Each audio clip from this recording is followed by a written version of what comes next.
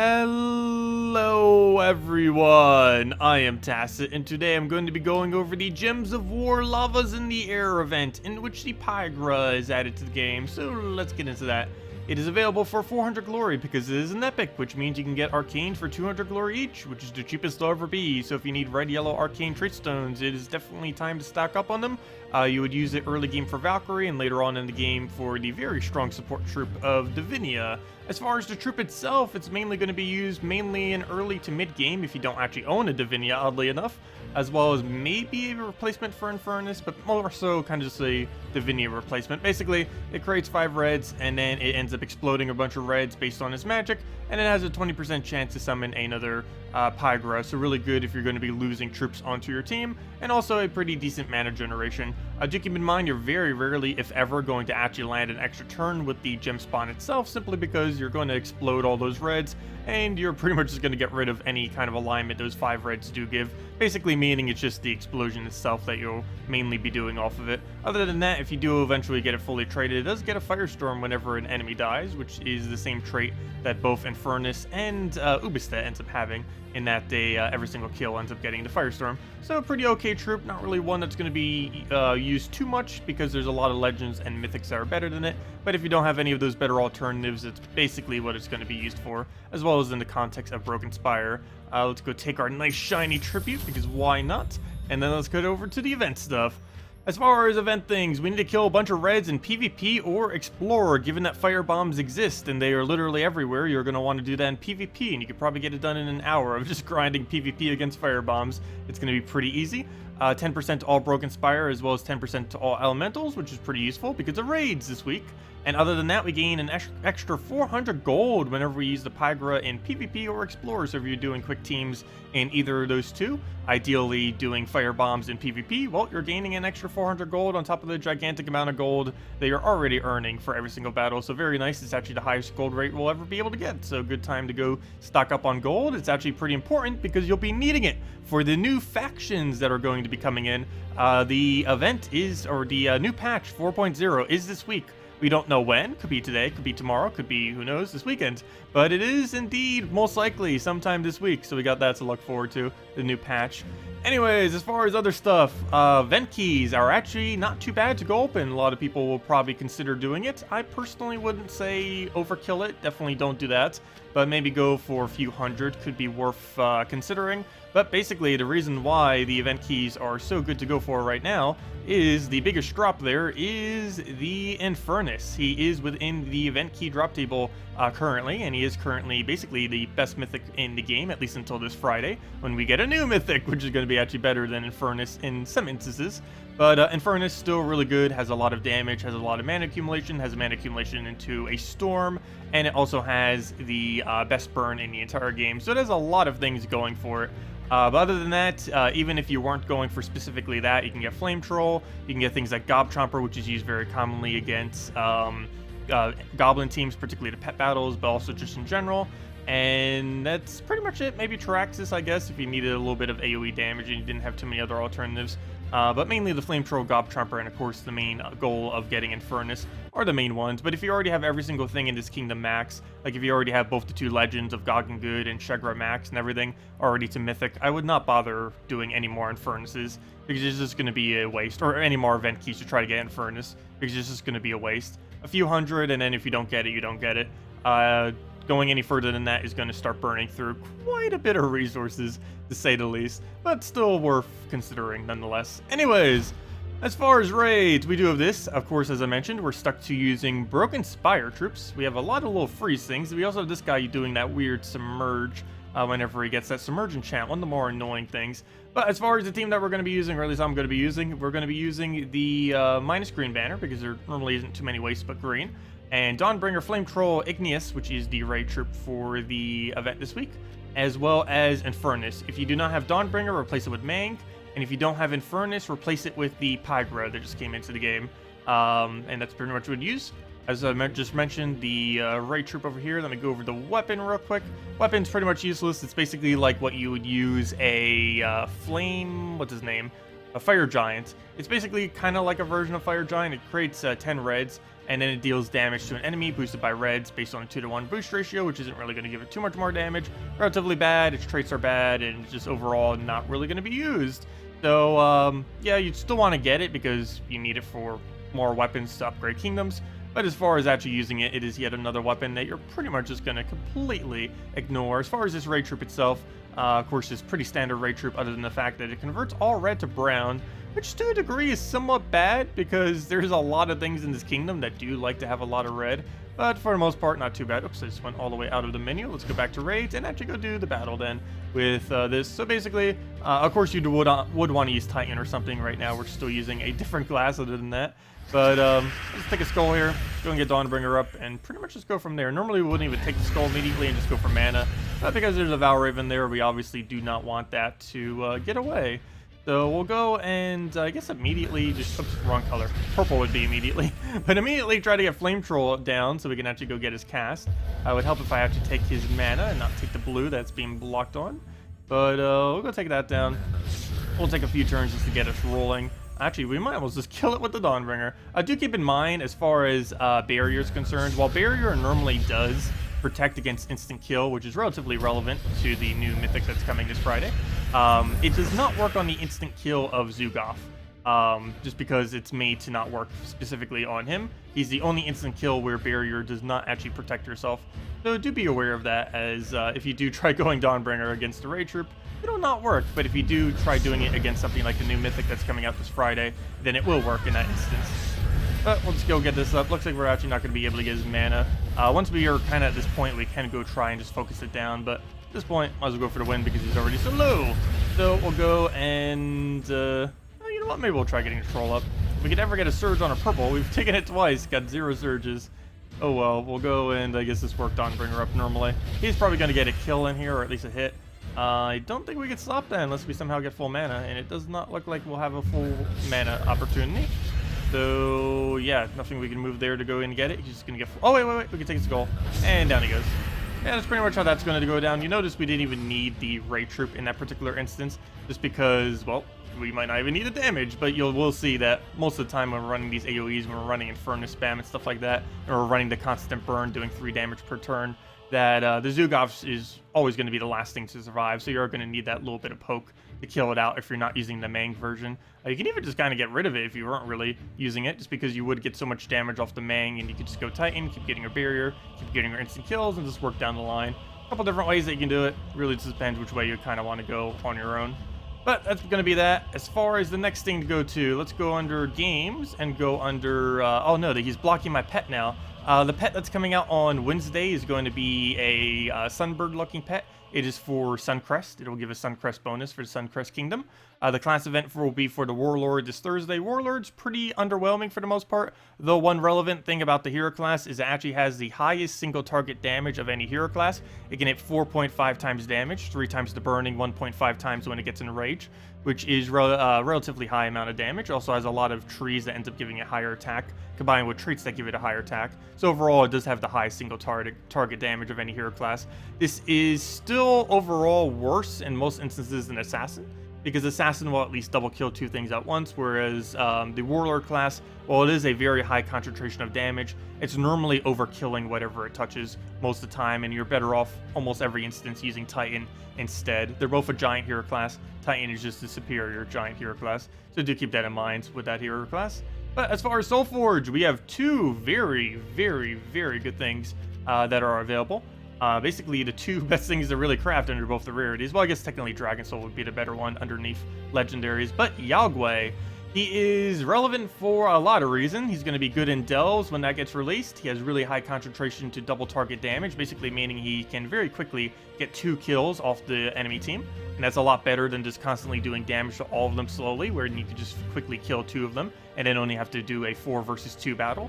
So really nice in that regard. ends up getting a magic steal, ends up getting life steal, has basically the two biggest stats that it really needs, the one to survive and the one to deal damage, is what it gains. And not to mention its HP that it gains also gives it more damage off its 3-to-1 boost ratio, so that's pretty nice. Converts all purple to red. This is particularly relevant in something like a bounty hunter. Is actually best in slot for bounty hunter, simply because you can use a feral hound that will end up creating reds and purples. You then converts all those reds and purples to reds, or specifically the purples to red, get your extra turn and just keep spamming it down and killing out the team that way.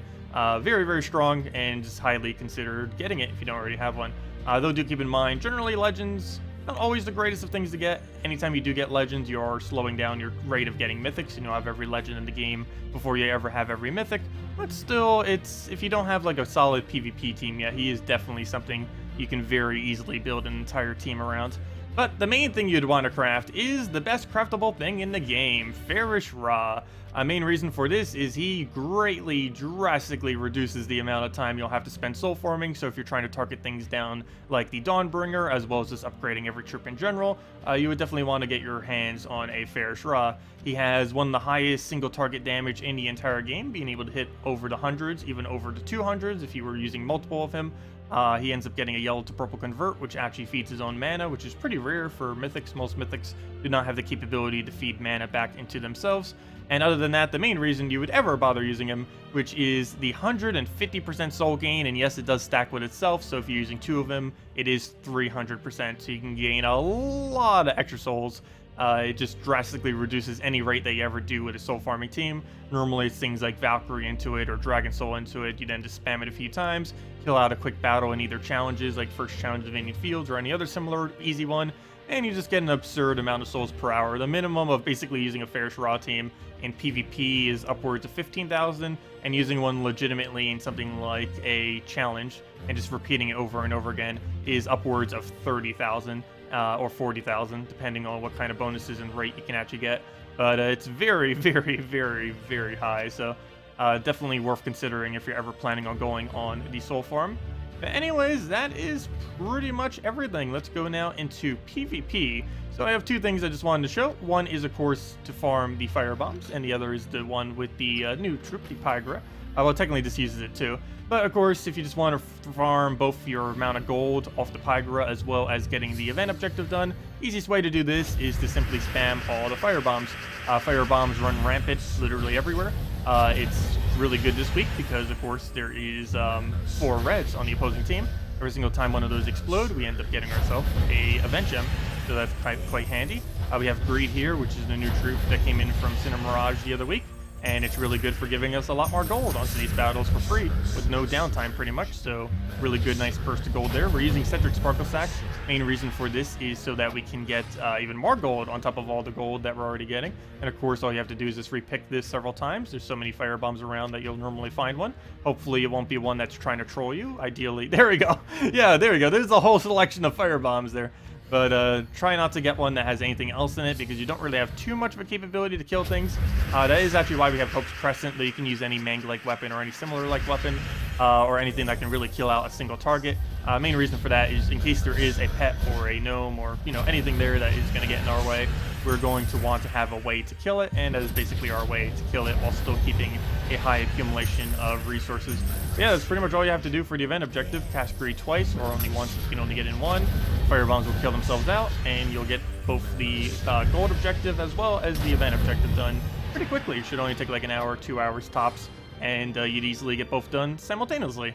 So as far as using a team, this thing is more of an early game team, so I built more of a mid-range to early game team with it. It's Mang, ideally with Titan, Pyggra, Flame Troll, and Firebomb. Also all 3 of these troops, well, this one's just in gold keys, but these other 2 troops, the Flame Troll and the Pyggra, are both in the event key drop table. And Pyggra, of course, you can get for free for, well, not free, but 400 glory.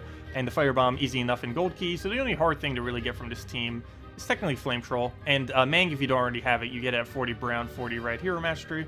And you would use that with Titan, which you get from the Stormheim Kingdom, or with any hero class, though Titan would work the best with it. But anyways, let's get into the battle. First things first, we're going to want to go and get up Flame Troll if we can, though not mandatory. We'll go do that, go throw a Firebomb down. Mainly just want to get that for the double cascade. He's frozen, though it looks like we're barely getting any value out of it. He might actually get a big Glaceon on us. Luckily, he's entangled because the hero class we're currently using does actually have an entangle on it, so that came in handy. We'll go and throw a firebomb here, double check the board. Doesn't look, oh, no, we do have something. We have a double something. I think I'm even going to go for Mank here because he's about to go drain my mana. So we'll want to do something about that, unless we feel like we can actually do enough damage to kill him now. Do I feel that lucky? We'll go for it. Why not? Ah, we didn't get it. Mang, are you enough to kill him? No, you're 1 damage short. You've got to be kidding me. Firebomb, are you enough damage? You're 1 in 4 chance. You got this. No, let's throw down. How much damage are you? Okay, you're not enough to kill. What we'll do here is Mang you because you have 65% skill reduction. That will do that. Wow, we actually hit a 1 in 4 chance. Good job. So we'll get that killed. We'll go do our Flame Troll. We're not actually frozen on red right now, so we can get away with that. And now we can keep spamming with this. And since we have a spot missing every single time, that has a 20% chance now to go make another Pyggra over there to kind of replenish our team. So at this current moment in time, that shouldn't be our main priority. Main priority should be 2 things. Either Mang one of these 2, or just Mang kill this. So we have 1 whole less thing to deal with. The only big issue from there is, what if he kills first slot? We'll hope he doesn't. We'll go kill that out. Make sure he doesn't have a Glaceon. 1 less thing to deal with. He gets a web there, which actually reduces our explosion down to 1. Okay, that's not good. Well, that's going to reduce a good majority of our value, but still 1 explosion nonetheless. And we seem to get a little bit of cascade there. And we actually got the Pyggra off with 20% chance. Web does not stop anything like that. It only stops our magic, so that's kind of convenient. So we'll get this down. It does indeed land for an extra turn. We have our high skull damage because of Mang. Oddly enough, that is not enough damage to actually kill, though. But we'll just take that red out the way just so he doesn't. And hit a bunch of damage. Not enough to kill. Speaking about kill, he just got a Weaver. That's bad. We might actually lose. Well, it looks like we get to use the Pyggra mechanic of summoning a billion Pyggras. So this is the backup strategy of using Pyggra. We've actually managed to summon it literally every single time. Normally it would not be that lucky. But, I don't know. Are we lucky or unlucky at this point? We have to win off of just doing mass Pyggras. Oh, this is what Pyggra is supposed to be used for, if nothing else. It's supposed to keep mass summoning and basically solo an entire team off of just Pyggra summoning over and over again. Though, that's not really going to help us here, because we need to kill that thing without it killing any of our troops, because if it doesn't, it's just going to keep 75% summoning the thing. So we're basically going to be an infinite loop of him constantly summoning while we're constantly summoning. So this is basically just a dead-end battle that is never going to end. But you can kind of see the whole point of Pyggra, at least, if nothing else, which is to mass summon. I don't know, we'll give it a shot. If it's just going to go into a loop, though, we'll probably just end it, we'll see. Might be possible, but he's just going to double kill, get his thing, and yeah, ultimately we are going to lose this particular battle. But you get the point. We'll go and maybe see if we can get into one other battle that's actually a real battle. That's real enough. But, mid-range team versus mid-range team, so at least it's a little bit fairer now. But we'll go do the same general premise. No good start, so we'll just go directly into the firebomb and start getting that up. Hopefully get our mana generation pretty quick. This is actually one of the reasons why you would end up using Titan as well. One of the wonderful things about Titan is you do keep constantly gaining barrier. There are a few classes that can do that, but every single brown you take does end up gaining yourself a barrier, which will be quite protective to make sure you don't die. I'll go throw that down. Thinking I'm not dying. Do need to make sure he doesn't do that again. See, can we get to summon every single time? No. As you can see, yeah, it normally wouldn't actually summon. They can spam it so much that it generally is. But we'll just keep going Mangs now. I think I'm actually going to go for first slot. You know what? I'm actually going to wait. Because I want to wait until his Entangle goes away. And, of course, his Entangle goes away already. That didn't take long. But we'll constantly have our mana. We can easily go and get it cycled with the team that we're using right now. Just go get his mana right back up. If we have a skull, we'll take it. And there we go. Take it immediately. Get the kill there. And basically just repeat that a few more times until the entire team goes down. So we'll go and, do we go for a third Mang? Just in case something weird happens to our hero, I guess we'll go for the third Mang. So then now all of them are in kill range, even if we do end up losing hero. Just in case, you never know. We could have another repeat of the previous battle, though. It doesn't seem like that's going to be the case this time around. Oh, we'll keep getting those explosions. We'll keep getting our summons. Don't you dare go for the kill there. Good job, you didn't get it yet. We'll go for the instant kill, and even if it does go down at this point, it should be perfectly fine. You can see the kind of general premise. You can feed into something bigger too, like obviously if you have Infernus, pretty good to feed into that. Really anything that uses a heavy amount of red. Dawnbringer would also be pretty good for that if you happen to have a Dawnbringer, and other similar things. Basically the best red weapon or red troop you have is what you'd want to feed it into. But you can see that's basically the general premise, and your backup plan is that you just win off of Flame Troll, constantly feeding reds to your Pyggras, and just mass summon Pyggras and win off of that. Anyways, I can't speak. Anyways, guys, that'll wrap it up. Happy Labor Day for any of you that end up celebrating or in an area that does celebrate it. Other than that, if you still have any other questions, feel free to leave it in the comment section below. Hopefully we'll get 4.0 soon, and once we do, we'll be going over all of that. Thank you all so much for watching, and have a wonderful week. Goodbye, everyone!